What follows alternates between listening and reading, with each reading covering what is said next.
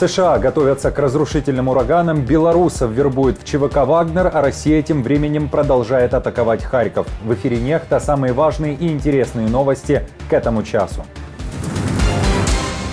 В ближайшие недели армия оккупантов может начать военные действия на севере України. Треба розуміти, що ворог все ще продовжує наступальні дії. Где Украина взяла дальнобойные дроны и какие цели в России станут следующими? Ответ из Пентагона. Мы сосредоточены на том, чтобы убедиться в том, что они могут себя защитить. На Тайване ликвидируют последствия мощнейшего землетрясения, благодаря чему удалось избежать большого количества жертв. Снос начнется сегодня днем. Мы будем работать в соответствии с запросами прокуратуры. Доброе утро, друзья! Для того, чтобы правда доходила до еще большего количества людей, крайне важна активность и интерес каждого из вас. Лайки, комментарии, подписки и репосты помогают нашим видео оставаться в тренде, а вы и сотни тысяч других пользователей всегда в курсе актуальных и важных событий. Именно о них сейчас и расскажем. В ближайшие недели вырастет интенсивность боевых действий в Украине. Это связано с планами оккупантов. Такой прогноз дает разведка Эстонии. Сейчас кремлевская армия сохраняет темп продвижения на Луганском и Донецком направлениях. Изменение обстановки связано с улучшением погоды. В частности, тяжелой технике удается легко передвигаться. Этим россияне и пользуются. Также занимаются реорганизацией войск по всей линии фронта. Треба розуміти, що ворог все ще продовжує наступальні дії. Наші сили будуть все робити для того, щоб далі його стримувати. Ми чекаємо, що партнери будуть активніше передавати допомогу, що дасть можливість ще краще, дієвіше зупиняти і готуватися до наступних ось цих навал. Тобто до того, що Росія може залучити ще до 100 тисяч угрупування якраз на червень. Те, що чому 100 тисяч, я пояснював. Чому саме така цифра? Можливо, навіть і дещо менше. Для того, щоб вести свої наступальні дії. Тому, власне кажучи, така ситуація, вона позитивна, бо зрештою вдалося збити наступальний темп. Я би сказав так, що ще не вдалося зупинити наступ російських військ, але вдалося збити наступальний темп, вони не можуть розвинути оперативно-стратегічного успіху, а як наслідок прорвати і обвалити лінію фронту і просунутись вглиб украинских территорий. Интересно, но разведка Эстонии предупреждает и о том, что может вырасти угроза военных действий в северной части Украины. Не уточняют, правда, со стороны Белоруссии или России, или же с обеих направлений будет расти эта угроза. Российские военные объекты уязвимы к атакам украинским БПЛА. Большая часть современных средств ПВО РФ была отправлена ближе к линии фронта, а поэтому объекты в глубине России прикрываются устаревшими системами. Например, ЗРК «Куб», которые не справляются с воздушными целями. Об этом сообщает партизанское движение «Атеш». Украинские инженеры, к тому же, разработали дроны, которые теперь практически невидимы для российской ПВО.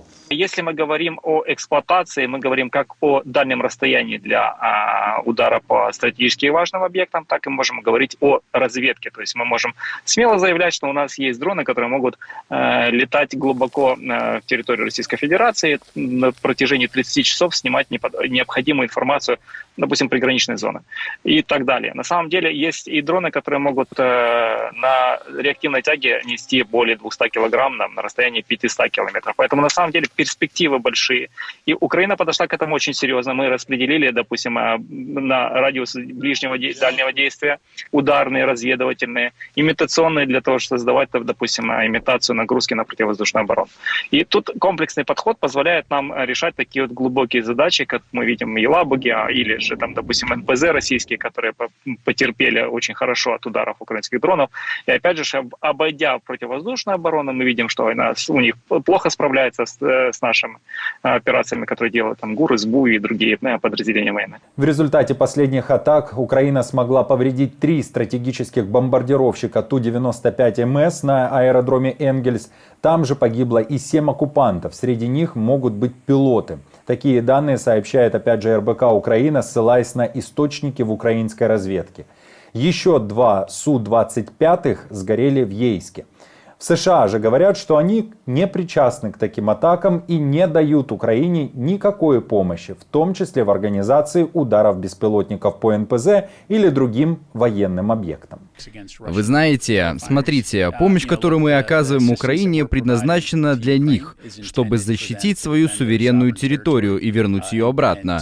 Мы не предоставляем никакой другой помощи, которая бы использовалась вне этих целей.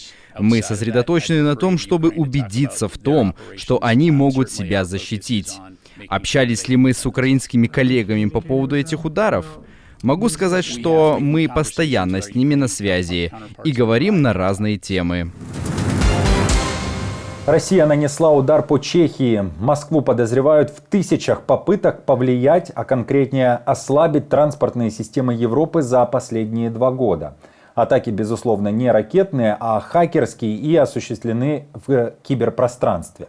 В Чехии, например, хакеры пытались штурмовать сети национального ЖД-оператора. Об этом говорит министр транспорта Чешской Республики Мартин Купка. Подобные атаки были на железнодорожные компании в Латвии, Литве, Румынии и Эстонии. Взломщики били по системам сигнализации на переездах и по сервисам продажи билетов.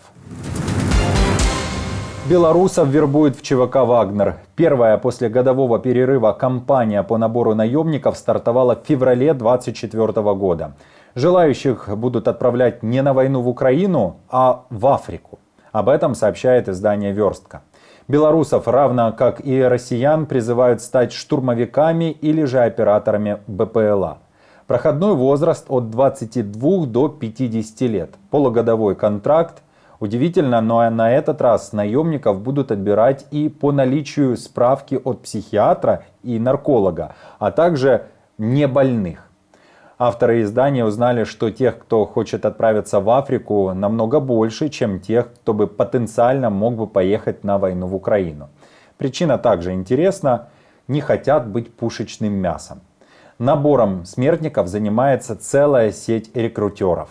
Последний набор в Африку стал самым массовым за всю публичную деятельность ЧВК «Вагнер». Его ведут сразу 10 рекрутеров по 10 номерам. Ранее новобранцев набирали через 1-2 номера телефона, а единичные объявления об этом публиковали в профильных группах во ВКонтакте. Теперь же за один только месяц в основном телеграм-аккаунте организации появилось более 18 постов. Кроме того, призывы присоединиться к группировке в личных аккаунтах публиковали и сами сотрудники ЧВК. На Тайване продолжают ликвидировать последствия самого мощного за последние 25 лет землетрясения. Несмотря на весь масштаб, жертв стихийного бедствия относительно немного. Пострадавшими считаются не менее 700 человек, пропавшими без вести 18 человек, погибло как минимум 12. В 1999 году погибших в результате подобного землетрясения было более 2000. Снос начнется сегодня днем. Мы будем работать в соответствии с запросами прокуратуры и снесем те части, которые они просили. Во многом большого количества жертв удалось избежать благодаря технологии строительства и материалам, из которых возводят дома на Тайване. Здесь давно уделяют этому особое внимание и понимают, что находятся в сейсмоактивной зоне. Кроме того, отлично работают системы реагирования на стихийные бедствия. Эти системы всегда в полной готовности еще и из-за возможного нападения Китая. 2024 год может стать годом одних из самых страшных ураганов. Согласно прогнозам, их будет значительно больше, и они станут разрушительнее. Синоптики из университета штата Колорадо говорят о 5 крупных ураганах, во время которых скорость ветра будет достигать 178 км в час или 50 метров в секунду. Также ожидают более 20 десятков штормов. Речь идет о катаклизмах в Атлантике. И, например, такого размаха ураганы могут привести к повышению цен на нефть из-за закрытия добычи в Мексиканском заливе. Заденет ли хоть как-то Восточную Европу, не ясно, но здесь и без ураганов, как мы понимаем, не совсем спокойно. Я бы сказал, что в этом году действительно стоит обратить внимание на рекордно высокую температуру поверхности Атлантического океана, которую мы наблюдаем. Ураганы подпитываются теплой водой, это как топливо для них. В прошлом году в Атлантике также было рекордно тепло. Однако в прошлом году мы попали в период Эль-Ниньо, что обычно означает, что атмосфера над океаном немного более неблагоприятна для ураганов. И это помогло немного передохнуть, но сезон все равно был активным. В этом году нам не так повезло. Ожидается, что мы перейдем от Эль-Ниньо к Ла-Нинья. Итак, теперь у нас есть теплый океан, который готов поддерживать ураганную активность, и атмосферу, которая с наименьшей вероятностью будет поддерживать ее.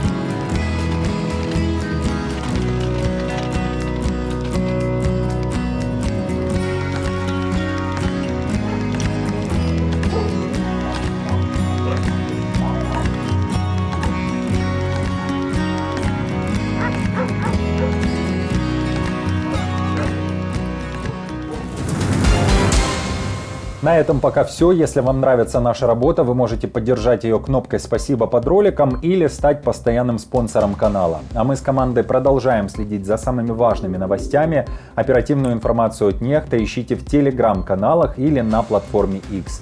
Спасибо за доверие и то, что остаетесь с нами. Хороших вам новостей и до новых встреч!